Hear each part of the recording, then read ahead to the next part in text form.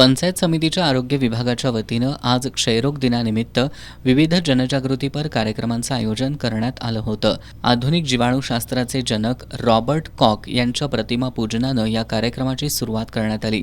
तालुका आरोग्य अधिकारी कार्यालयातून जनजागृती महारॅलीचा प्रारंभ करण्यात आला. राधानगरी ग्रामीण रुग्णालयाजवळ रॅलीची सांगता करण्यात आली.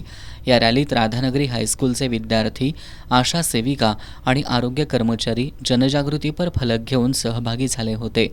यावेळी उपस्थितांनी क्षयरोगाच्या समूळ उच्चाटनाची शपथ घेतली.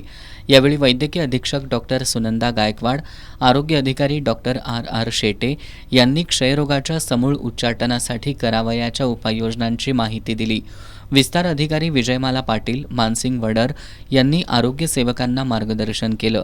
शिवानी चौगले, सायली सरनोबत यांनी क्षयरोग तपासणी, निदान आणि उपचार याबाबत सविस्तर मार्गदर्शन केलं.